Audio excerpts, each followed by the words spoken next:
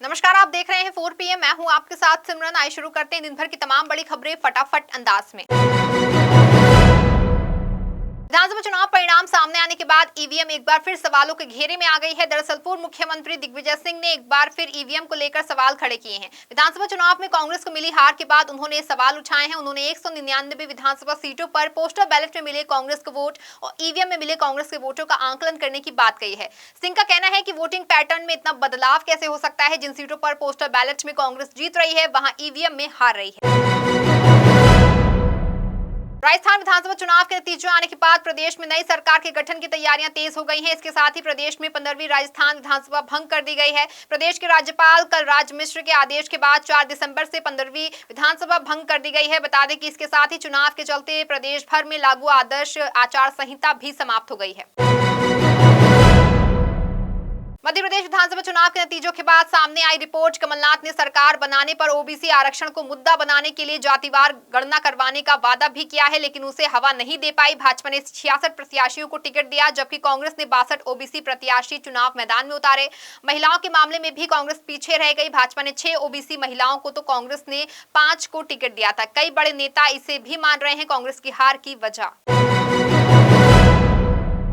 चुनाव हारने के बाद आभार सभा कार्यक्रम में भावुक हुए कांग्रेस प्रत्याशी। मध्य प्रदेश के बुरहानपुर में कांग्रेस ने चुनाव हारने के बाद आभार सभा का आयोजन किया था। इसमें कांग्रेस के प्रत्याशी व पूर्व विधायक ठाकुर सुरेंद्र सिंह उर्फ शेरा भैया भावुक हो गए और वहां रो पड़े। जैसे ही उनकी पत्नी लेश्री ठाकुर ने अपना उद्बोधन शुरू किया, तब पूर्व विधायक ठाकुर सुरेंद्र सिंह उर्फ शेरा भैया अपने आप को नहीं रोक पाए। उनके आंखों से आंसू झलक पड़े। देश में निजी सुरक्षा एजेंसियों के मुद्दे पर लोकसभा में एक लिखित उत्तर में गृह राज्य मंत्री नित्यानंद राय ने कहा कि नवंबर माह तक निजी सुरक्षा एजेंसियों के 21,835 लाइसेंस हैं। भाजपा सांसद सुशील मोदी ने कांग्रेस द्वारा ईवीएम और चुनाव आयोग पर सवाल उठाने को लेकर बड़ा बयान दिया है। उन्होंने कहा कि कमलनाथ ने मध्य प्रदेश में राहुल गांधी और सोनिया गांधी की तस्वीर तक नहीं लगाई। सभी फोटो बैनर में कमलनाथ की तस्वीर थी। उन्होंने सोनिया गांधी और राहुल गांधी को दरकिनार कर दिया। साथ ही है कि उन्होंने ये भी कहा कि भाजपा का मुकाबला 2024 के लोकसभा चुनाव में कांग्रेस नहीं कर पाएगी। बिहार की राजनीति में हो सकते हैं बड़े बदलाव। फेरबदल होने का मिला है संकेत। पिछले कुछ दिनों से मुख्यमंत्री नीतीश कुमार की तबीयत खराब होने की बात सामने आ रही है। वहीं दूसरी ओर 5 राज्यों में हुए विधानसभा चुनाव के परिणामों के बाद जदयू के एक सांसद को भी पीएम मोदी के पक्ष में बोलते हुए सुना गया। ऐसे में ये अनुमान लगाया जा रहा है कि बिहार की राजनीति में बदलाव हो सकता है। बैठक में ममता के न आने पर भड़के अधीर रंजन। दरअसल 5 राज्यों के विधानसभा चुनाव के नतीजों के बाद कांग्रेस अध्यक्ष मल्लिकार्जुन खड़गे ने इंडिया गठबंधन पार्टियों की एक बैठक की घोषणा की थी। आज इंडिया गठबंधन पार्टियों के सांसदों के साथ मल्लिकार्जुन खड़गे ने बैठक बुलाई, लेकिन इस बैठक में पश्चिम बंगाल की मुख्यमंत्री ममता बनर्जी नहीं पहुंची। इसके बाद से ही राजनीतिक गरमाई हुई है। अब इसी को लेकर के अधीर रंजन बोले, उन्होंने भी हमें वोट देने की अपील नहीं की। न्यायाधीशों के तबादले पर नीति बनाने के लिए तैयार, इसे लेकर के बोले कानून मंत्री अर्जुन राम मेघवाल। कानून मंत्री ने लोकसभा में कहा कि सरकार हाईकोर्ट के न्यायाधीशों के तबादले पर नीति के लिए तैयार है। बता दें कि उन्होंने ये टिप्पणी अधिवक्ता विधेयक पर बहस का जवाब देते हुए की है, जिसे सोमवार को लोकसभा ने मंजूर दे दी थी। बता दें कि मंत्री ने कहा कि कॉलेजियम की सिफारिश के बिना किसी भी न्यायाधीश की नियुक्ति, पदोन्नति या स्थानांतरण नहीं किया जाएगा। चुनावी परिणाम आने के बाद से ही अब ईवीएम और चुनाव आयोग पर सवाल उठने शुरू हो गए हैं। इसी को लेकर के कांग्रेस ने वरिष्ठ नेता दिग्विजय सिंह से भी सवाल खड़े कर दिए हैं। उन्होंने ट्वीट करते हुए लिखा कि चिप वाली किसी भी मशीन को हैक किया जा सकता है। मैंने 2003 से ही ईवीएम द्वारा मतदान का विरोध किया है। क्या हम अपने भारतीय लोकतंत्र के पेशेवर हैकरों द्वारा नियंत्रित करने की अनुमति दे सकते हैं? ये मौलिक प्रश्न है जिसका समाधान सभी राजनीतिक दलों को करना होगा। माननीय चुनाव आयोग और माननीय सर्वोच्च न्यायालय, क्या आप कृपया हमारे भारतीय लोकतंत्र की सुरक्षा करेंगे? टीएमसी और भाजपा सांसद के बीच मनरेगा पर तीखी बहस हो गई। केंद्रीय मंत्री साध्वी निरंजन ज्योति और तृणमूल कांग्रेस के नेता सुदीप बंदोपाध्याय के बीच पश्चिम बंगाल में मनरेगा के बकाये पर बहस हो गई। भाजपा नेता ने कहा कि टीएमसी सदस्य केवल राजनीति में ही दिलचस्पी रखते हैं, उन्होंने जनता की कोई परवाह नहीं की है। लोकसभा में प्रश्नकाल के दौरान संदीप बंदोपाध्याय ने ग्रामीण विकास मंत्री से पश्चिम बंगाल में मनरेगा के बकाये का भुगतान करने को कहा। हाल ही में आए 5 राज्यों के चुनावी नतीजों को लेकर के सपा प्रमुख अखिलेश यादव ने कही बड़ी बात। अखिलेश यादव ने कहा कि इस चुनावी परिणामों से इंडिया गठबंधन और भी मजबूत होगा। उन्होंने साफ तौर पर कहा कि इंडिया गठबंधन और मजबूत होगा। हाल ही में जो परिणाम आए हैं वहां बीजेपी के लिए चिंता का विषय होना चाहिए, क्योंकि जनता का मूड परिवर्तन का है और एक प्रदेश में कांग्रेस पार्टी का जो व्यवहार था वो वैसा ना हो तो परिवर्तन वहां भी हो जाता। श्रीलंकाई सैन्य कमांडर से मिले सेना प्रमुख जनरल पांडे। श्रीलंकाई सैन्य अधिकारी 3 से 7 दिसंबर तक भारत के दौरे पर हैं। रक्षा मंत्रालय ने कहा कि लेफ्टिनेंट जनरल लियांगे की यह यात्रा भारत और श्रीलंका की सेनाओं के बीच दीर्घकालीन संबंधों को दर्शाती है। जनरल पांडे से मुलाकात से पहले लियांगे को साउथ ब्लॉक प्रांगण में औपचारिक सलामी गार्डर दिया गया। इलाहाबाद हाईकोर्ट ने प्रदेश के पूर्व मुख्यमंत्री व सपा के राष्ट्रीय अध्यक्ष अखिलेश यादव को बड़ी राहत दी है। हाईकोर्ट ने गौतम बुद्ध नगर नोएडा के दादरी थाने में फरवरी 2022 में दर्ज मामले में पुलिस चार्जशीट और आपराधिक कार्यवाही पर रोक लगा दी है। यह आदेश न्यायमूर्ति राजबीर सिंह ने अखिलेश यादव की याचिका पर दिया है।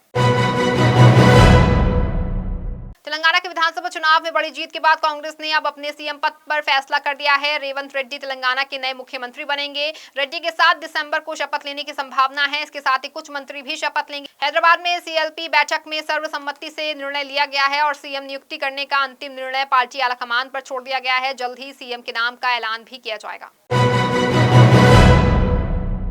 कृषि मंत्री नरेंद्र सिंह तोमर ने लोकसभा में विपक्ष के प्रश्नों का उत्तर दिया। केंद्रीय कृषि मंत्री प्रश्नकाल के दौरान सदन में कांग्रेस के नेता अधीर रंजन चौधरी के एक प्रश्न का उत्तर दे रहे थे। कांग्रेस नेता ने पूछा कि क्या केंद्र ने एमएसपी को कानूनी अधिकार बनाने की किसानों की मांग पर कोई फैसला लिया है। नरेंद्र सिंह तोमर ने लोकसभा में कहा कि कृषि सुधारकों पर स्वामीनाथन आयोग की रिपोर्ट यूपीए शासन के दौरान आई थी, लेकिन ये नरेंद्र मोदी सरकार थी जिसने उसकी सिफारिशों पर काम करना शुरू किया और एमएसपी को उत्पादन लागत से 50% अधिक तय किया।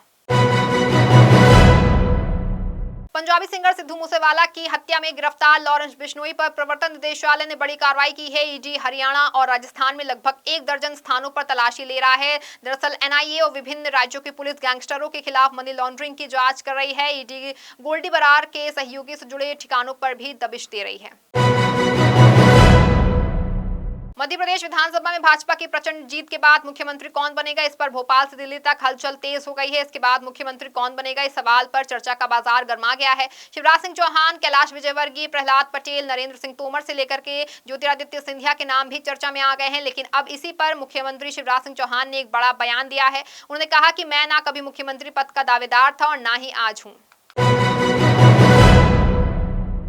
चुनावी नतीजों के बाद भी चुनाव की चर्चा जोरों पर है। अब ऐसे में बीजेपी के 3 राज्यों में जीत को लेकर के अब गुलाब नबी आजाद से सवाल किया तो उन्होंने इसका जवाब भी दिया है और बताया कि किस तरह कांग्रेस आगे के चुनाव में जीत सकती है। डेमोक्रेटिक प्रोग्रेसिव आजाद पार्टी के चीफ गुलाम नबी आजाद ने कहा कि कांग्रेस को कई सारी चीजें बदलने की जरूरत है। जब तक पार्टी ऐसा नहीं करती है वो बीजेपी को हरा नहीं पाएगी। आजाद ने कहा कि जब मैंने कांग्रेस पार्टी छोड़ी थी तब मैंने इस बात की भविष्यवाणी कर दी थी। विपक्ष के इंडिया गठबंधन को लेकर आजाद ने कहा कि अगर ऐसा होता है तो बहुत ही अच्छी बात है, लेकिन अभी मैं ये नहीं कह सकता हूं कि ये कितने दिनों तक चलने वाला है। भारत के नए नौसेना उप प्रमुख बनेंगे वाइस एडमिरल दिनेश त्रिपाठी। भारत सरकार ने कई हाई प्रोफाइल नियुक्तियों को मंजूरी दे दी है, जिसमें से एक ये भी हैं वो अगले साल जनवरी में पदभार संभालेंगे। इस बात की जानकारी मामले से वाकिफ लोगों ने दी है। दिनेश त्रिपाठी मौजूदा वक्त में पश्चिम नौसेना कमान के flag officer commanding in chief के रूप में कार्यरत हैं। 3 राज्यों में कांग्रेस की हार पर इंडिया अलायंस के सहयोगी दल टीएमसी के नेता अभिषेक बनर्जी ने कहा कि लोकसभा चुनाव से पहले पार्टी अपनी आंतरिक कलह से निपटने का काम पूरा कर ले। प्रमुख कांग्रेस के राष्ट्रीय महासचिव बनर्जी ने विपक्ष को एकजुट करने के लिए केवल बयानबाजी के बजाय ठोस कार्रवाई की आवश्यकता पर जोर दिया है। श्री राष्ट्रीय राजपूत करणी सेना के अध्यक्ष सुखदेव सिंह गोगामेडी की हत्या। बदमाशों ने सुखदेव सिंह गोगामेडी और उनके गनमैन को गोली मार दी। गोली लगने के बाद उन्होंने जयपुर के मेट्रो पास के अस्पताल में ले जाया गया। बता दें कि लॉरेंस बिश्नोई गैंग ने उन्हें मारने की दी थी धमकी। अब पुलिस कर रही है आरोपियों की तलाश। अशोक गहलोत के ओएसडी के बयान पर आया सचिन पायलट का रिएक्शन। कांग्रेस नेता सचिन पायलट ने कहा कि मैं हमेशा से कांग्रेस का कार्यकर्ता रहा हूं, मुझे जो भी जिम्मेदारी दी जाएगी मैं उसे हर संभव तरीके से ईमानदारी से निभाऊंगा। पायलट ने कहा कि मेरा मानना है कि इस हार पर विचार करना जरूरी है। अशोक गहलोत के ओएसडी लोकेश शर्मा को बयान पर उन्होंने कहा कि मैंने सीएम के ओएसडी का बयान देखा है, पार्टी के लिए इस पर भी मंथन करना जरूरी है। बारिश के चलते बंद हुआ चेन्नई एयरपोर्ट। अब तक 1000 से ज्यादा फ्लाइट्स कैंसिल, 2 दर्जन से ज्यादा ट्रेनें रद्द। बता दें कि चक्रवाती तूफान मिंचोंग ने दक्षिण भारत के राज्यों में जबरदस्त तरीके से प्रभाव डालना शुरू कर दिया है। चक्रवाती तूफान का सबसे ज्यादा असर चेन्नई में देखने को मिल रहा है। फिलहाल इस बुलेटिन में इतना ही। ऐसी बड़ी तमाम खबरों से जुड़े रहने के लिए आप देखते रहें 4 PM। धन्यवाद।